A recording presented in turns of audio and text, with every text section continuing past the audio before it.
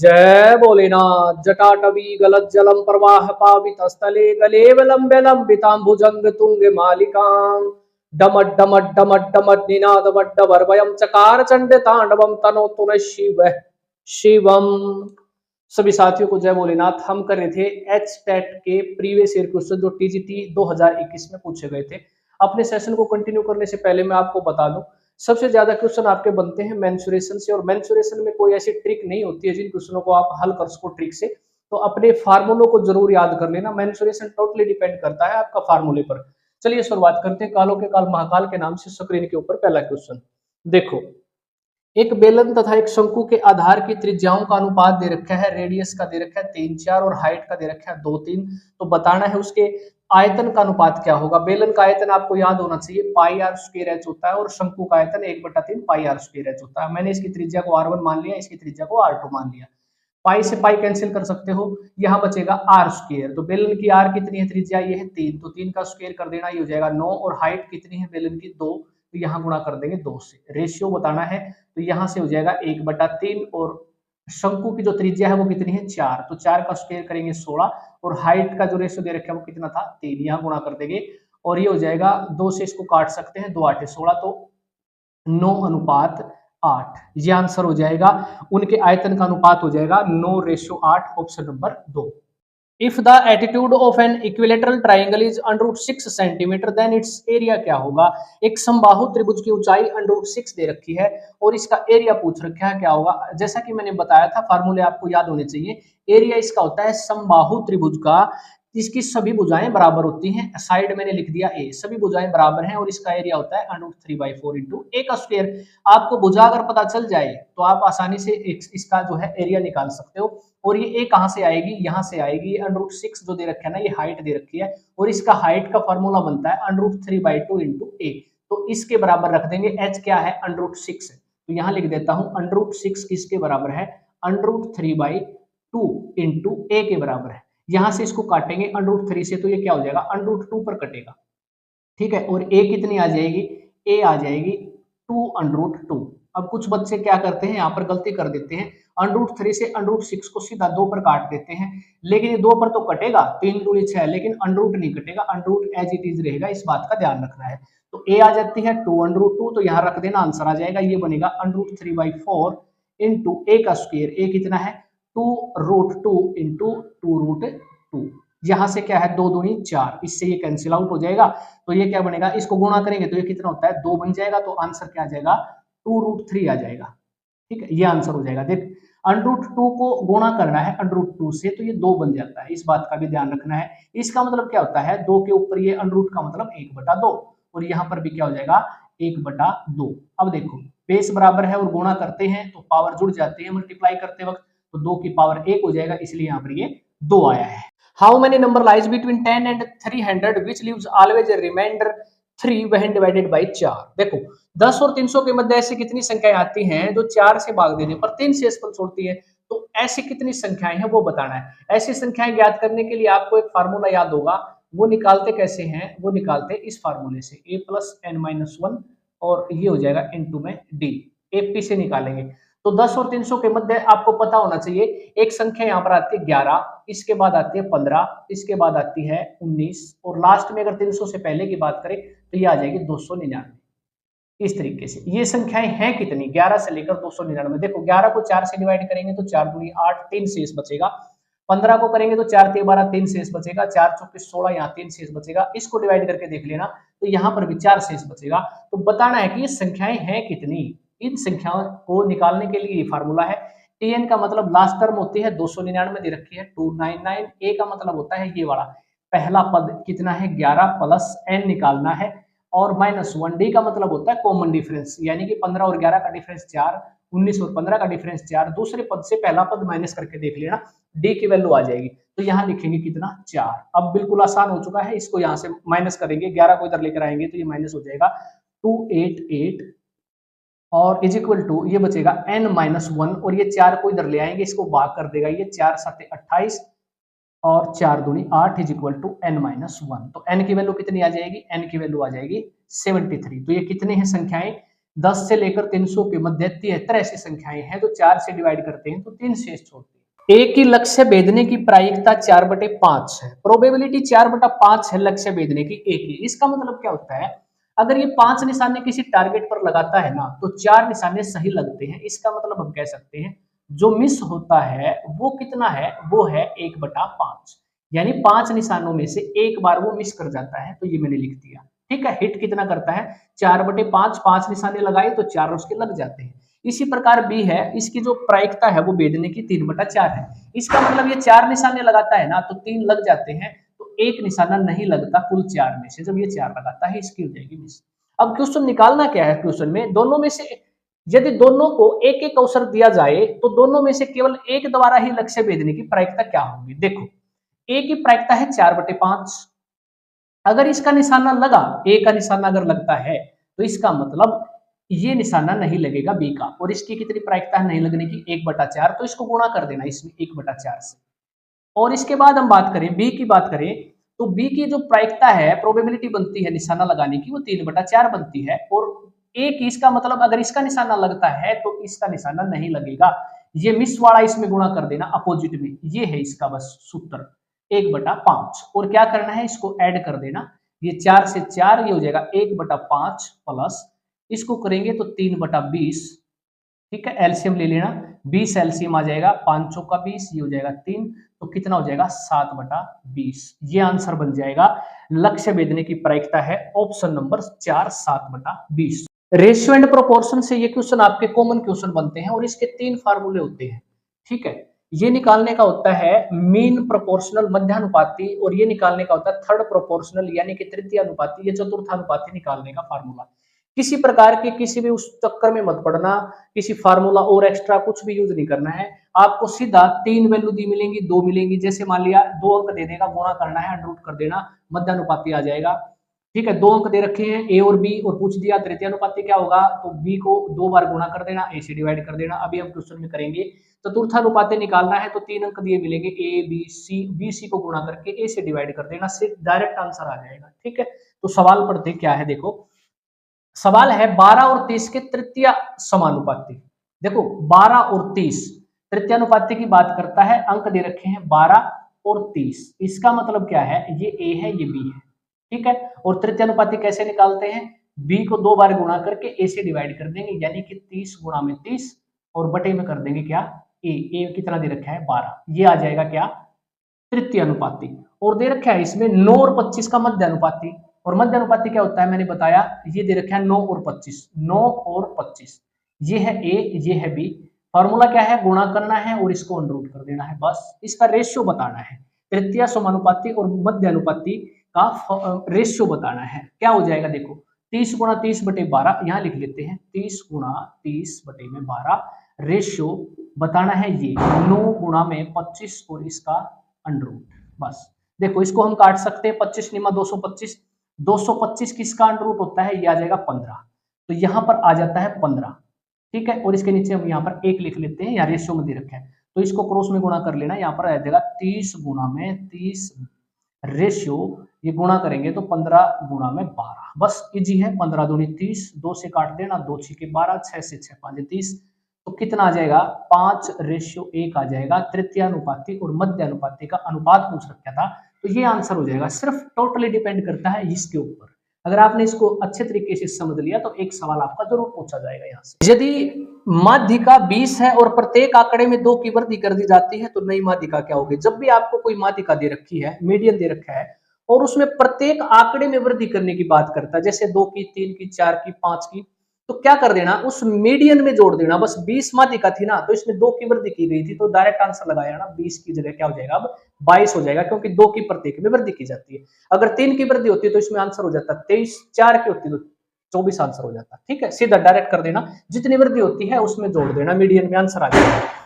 यदि एक चतुर्भुज के विकर्ण परस्पर समकोण पर बाइसेक्ट करते हैं तो चतुर्भुज क्या है, तो बताना है किस टाइप की वो चतुर्भुज बनती है। जैसे देखो ऐसी कोई भी हम एक आकृति ले सकते हैं जिसमें चारों भुजाएं बराबर होती हैं, इसमें भी चारों भुजाएं बराबर है, इसमें भी, लेकिन डिफरेंस क्या होता है, डिफरेंस ये होता है ये एक वर्ग है, सभी भुजाएं बराबर हैं। ठीक है, ए भुजा मान लेते हैं, इसमें भी सभी भुजाएं क्या होती हैं बराबर होती है। ये क्या होती है, आयत है, थोड़ा सा इसको टेढ़ा कर दिया। इसमें डिफरेंस क्या होता है, डिफरेंस ये होता है जो ये डायगोनल होते हैं विकर्ण एक दूसरे को 90 डिग्री पर काटते हैं, हाँ 90 डिग्री पर काटते हैं, और इसमें भी 90 डिग्री पर काटते हैं, ये बात भी सही है। लेकिन जो मेन कॉमन डिफरेंस होता है इसमें जो ये है ना, यहाँ पर भुजा ए और ये भुजा ए, ये 90 डिग्री का एंगल होता है, जबकि इसमें क्या होगा, ये 90 डिग्री का एंगल नहीं होगा। इस बात का ध्यान रखना है। तो ये हम कह सकते हैं चतुर्भुज क्या हो जाएगी, वो रोम्बस हो जाएगी, समचतुर्भुज, जिसमें क्या हो जाएंगे, विकर्ण परस्पर समकोण पर समद्विभाजित करते हैं, बाइसेक्ट करते हैं, बराबर बराबर बांट देते हैं। समचतुर्भुज में क्या होता है, एक ये विकर्ण की लंबाई, एक डायगोनल जो होता है ना, एक बड़ा होता है एक छोटा होता है, और ये बराबर बराबर इसको काटते हैं। इसी प्रकार इसमें भी बराबर बराबर काटते हैं इस तरीके से, ठीक है। बस इसका डिफरेंस क्या है, यहाँ पर 90 डिग्री का एंगल बनेगा, इसमें एंगल 90 डिग्री का नहीं बनेगा। तो अकॉर्डिंग टू ऑप्शन हम जाएं तो रोम्बस इसका आंसर हो जाएगा। 4,536 रुपए की राशि है, 4 आदमियों में, 5 महिलाओं में और 2 लड़कों में वितरित की जाती है, डिवाइड की जाती है। पुरुष, एक महिला और एक लड़के का हिस्सा है ना, ये दे रखा है इस रेशियो में। इसका मतलब ये है, एक आदमी 7 रुपए कमाता है, ये है, ठीक है, हिस्सा इसका 7 रुपए है, एक औरत का 4 रुपए और एक लड़का 3 रुपए। तो यहाँ पर इसको गुणा कर सकते हैं हम, 7 चौका 28, तो आदमी का हिस्सा कितना है, 28 रुपए। इसी प्रकार 5 औरतें हैं, एक औरत 4 रुपए है हिस्सा, तो इसको 5 चौका 20 कर देंगे, तो ये हो जाएगा 20 रुपए टोटल। यहां से बात करें लड़के की, एक लड़का 3 हिस्सा है एक लड़के का इतने रुपए में से, तो 2 का कितना हो जाएगा, 2 तिया 6, तो ये हो जाएगा 6 रुपए, ठीक है, 2 लड़कों के कुल 6 रुपए बन जाएंगे। तो इसी प्रकार हम इसको जोड़ सकते हैं सभी को, ठीक है, ये हो जाएगा 20 और 6 26, और इसको जोड़ेंगे तो 54 रुपए बन जाते हैं कुल। लेकिन अकॉर्डिंग टू क्वेश्चन 54 रुपए की बजाय कितने दे रखे हैं, ये दे रखे हैं 4,536। तो यहां से एक यूनिट की वैल्यू कितनी आ जाएगी, 84। इसको डिवाइड करके देखेंगे तो 84। पूछ क्या रखा है सवाल में, एक महिला का हिस्सा क्या है, एक महिला का हिस्सा देखो ये रहा, एक महिला का हिस्सा कितना था, 4 रेशियो दे रखा था, ये रेशियो में था, ठीक है। तो इसको क्या कर देना, डायरेक्ट 84 गुना कर देना, एक यूनिट की वैल्यू 84 है, तो ये आ जाएगा 4 चौके 16 और 4 8 32 और 1 33, 336 रुपए आंसर आ जाएगा। एक लड़के का पूछता तो इसको 84 गुना कर देते हैं, ठीक है, इस तरीके से। अगर पूछता एक आदमी का हिस्सा कितना है, तो इसको गुणा कर देते हैं 84 से 7 को, ये आंसर हो जाएगा।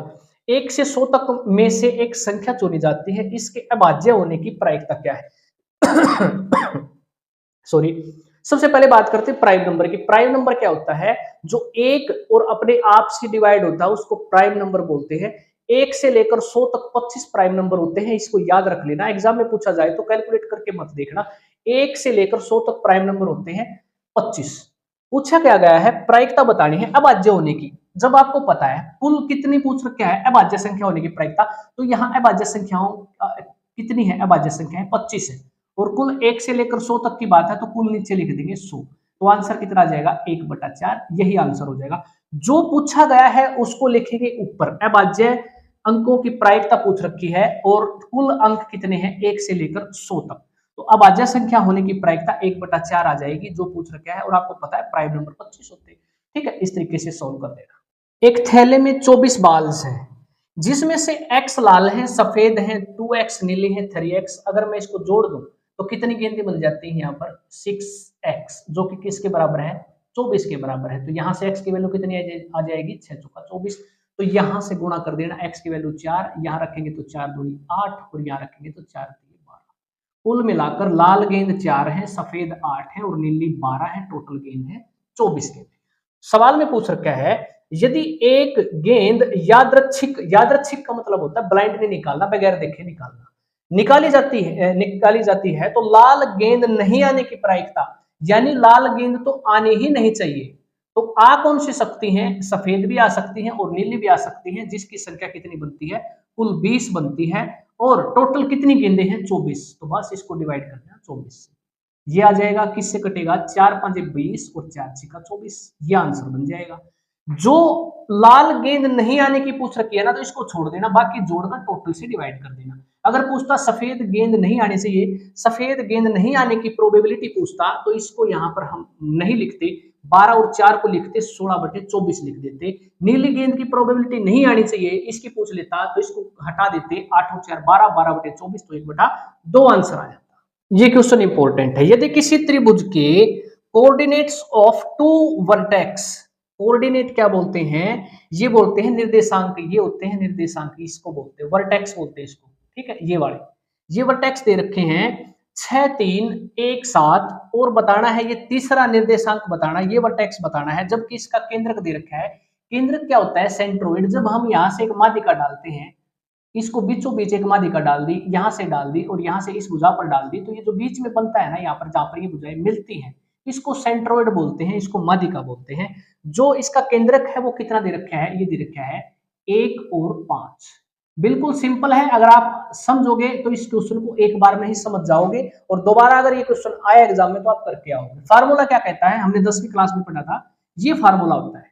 क्या है फार्मूला, इसको मान लेते हैं x, ये है y, इसको मान लेते हैं x1, ये मान लेते हैं y1, और ये निकालना है, इसको मान लेते हैं x3 और y3, और यही बताने हैं हमने ये वाले, ठीक है। तीसरे शीर्ष के कोऑर्डिनेट बताने हैं इसके, x3 और y3 की वैल्यू कैसे आती है, देखो फार्मूला क्या कहता है, x और ये y, ये है आपके सेंट्रोइड 1 और 5 की वैल्यू, ठीक है, ये होती है। और x1, ये है x1, x2 और x3, इसको x1 मान लेते हैं, x1 y1, इसको x2 y2 x3 y3, ठीक है। देखो x1 प्लस x2 x3, इनको जोड़ेंगे x1 x2 x3, तो किसके बराबर हो जाएगा, इसके बराबर हो जाएगा, इसके बराबर। इसको मान लेते हैं क्या, x और y, तो x के बराबर हो जाएगा। y1 y2 y3 को जोड़कर 3 से डिवाइड करेंगे तो ये किसके बराबर हो जाएगा, इसके बराबर हो जाएगा। अब कैसे निकालेंगे इसको, देखो ये दे रखा है 6, यहां लिखते हैं 6, ये जोड़ेंगे, इसमें माइनस का बने तो ये माइनस का हो जाएगा, प्लस ये जोड़ना है x3, इसकी वैल्यू हमें निकालनी है x3, और इसको जोड़कर 3 से डिवाइड करेंगे, जो कि किसके बराबर दे रखे हैं, ये दे रखे हैं x, 1 दे रखे हैं, तो ये हो जाएगा 5 plus x3 is equal to 3, तो x3 कितना आ जाएगा, ये आ जाएगा -2। एक कोऑर्डिनेट ये हमें पता चल गया कितना है x3, ये है -2। अब y3 भी निकाल सकते हैं इसी तरीके से, y1 3 7 और y3 को जोड़ेंगे, 3 7 और y3, और इसको डिवाइड कर देंगे किससे, 3 से, जो कि किसके बराबर दे रखे हैं, इसके बराबर होता है y के, y क्या है, ये रहा 5, तो इसके बराबर रख देना 5, तो ये बनेगा 7 और 3 10 plus y3 is equal to 5 3 15, तो y3 क्या आ जाएगा, ये आ जाएगा 5, तो यहां लिख देंगे y3 की वैल्यू कितनी है, 5, और यही सवाल में पूछ रखा था। ऑप्शन नंबर 3 -2 और -2 और 5 ये राइट आंसर हो जाएगा, ठीक है। एक ही तरीके से इस फार्मूले से आपने निकाल देना है, ये नोट कर लेना, ये फार्मूला है, इससे आप निकाल सकते हो, ये पूछे तो ये भी निकाल सकते हो, ये कोऑर्डिनेट ये पूछे तो ये भी निकाल सकते हो। एक किसी कार्य का 3/5 भाग 3 दिन में करता है तो पूरा भाग कितने दिन में कर देगा, इसको उल्टा करके गुणा कर देना, 5/3 यहाँ से काटेंगे तो इसका मतलब ए किसी कार्य को 5 दिन में कर देता है, बी 1/5 भाग 4 दिन में करता है तो पूरा भाग कितने दिन में करेगा, 5/1, यानी कि ये कर देगा 20 दिन में। तो बताना है दोनों मिलकर कार्य का आधा भाग कितने दिन में करेंगे, तो टोटल वर्क हम कैसे निकालते थे, यहाँ से इस तरीके से निकालते थे, एक संख्या मान लेते तो दोनों से डिवाइड हो जाए, तो 20 ले लिया हमने, तो 5 चौका 20, 20 एकम 20, ये होती थी एफिशिएंसी, अक्षमता, ये होती थी कुल काम, 20 टेबल बनाने का है। दोनों मिलकर देखो, ये एक दिन में 4 टेबल बनाता है ए, और बी बनाता है एक दिन में 1 टेबल, दोनों मिलकर कितने टेबल बनाते हैं, 5 टेबल बनाते हैं, और अब इनसे बनवानी कितनी है, इसका आधा काम, यानी कि 20 टेबल की बजाय 10 टेबल बनवानी है, जबकि दोनों मिलकर एक दिन में 5 बनाते हैं, तो 10 को कितने दिन में बना देंगे, 5 दूनी 10, 2 दिन में बना देंगे, ये आंसर हो जाएगा ऑप्शन नंबर 2। एक ठोस अर्धगोला दे रखा है जिसका व्यास 14 सेंटीमीटर है, फार्मूला याद है तो आसानी से निकाल सकते हो। मान लेते हैं ये कोई गोला है, ठीक है, आधा गोला इस तरीके से, और इसकी जो व्यास दे रखे है ना, व्यास ये होता है पूरा, और व्यास का आधा होती है त्रिज्या, त्रिज्या ये पूरी 14 है तो यह हो जाएगा त्रिज्या r, यानी r की वैल्यू कितनी दे रखी है, 7। तो बताना है इसका संपूर्ण पृष्ठीय क्षेत्रफल क्या होगा, टोटल सरफेस एरिया, ये हमने बताना है टोटल सरफेस एरिया।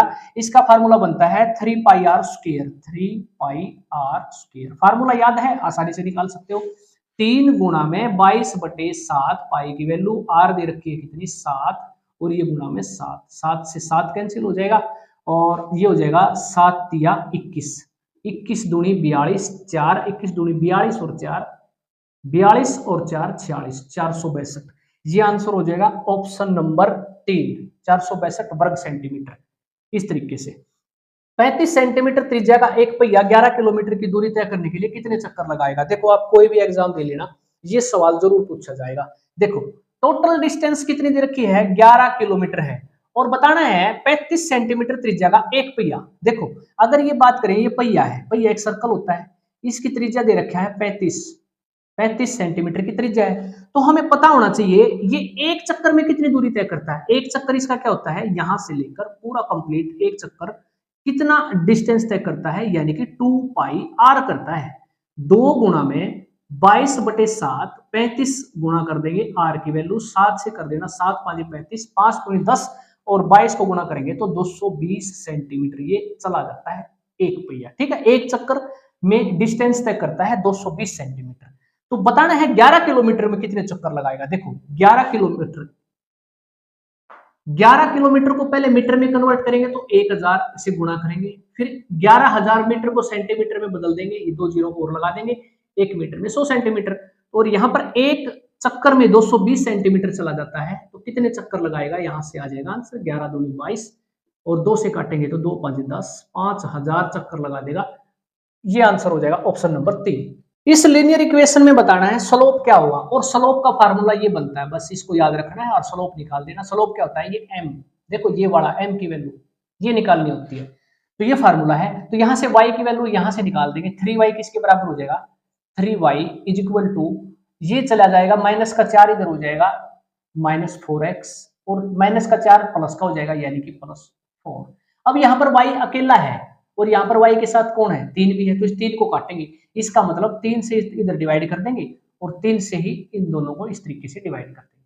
ठीक है, 3 से डिवाइड कर देंगे दोनों तरफ, इसका मतलब और ये कट जाएगा, y की वैल्यू ये आ जाएगी, m की वैल्यू हमें चाहिए, ये आपका स्लोप होता है यानी कि ढाल, इसी को बोलते हैं m की वैल्यू क्या है -4/3 और यही आंसर हो जाएगा ऑप्शन नंबर 2। 20%, 10% और 25%। देखो 10% और दे रखा है 20% और दे रखा है 25%। 3 सक्सेसिव डिस्काउंट गिवन है और इसका हमें एक सिंगल डिस्काउंट बताना होता है।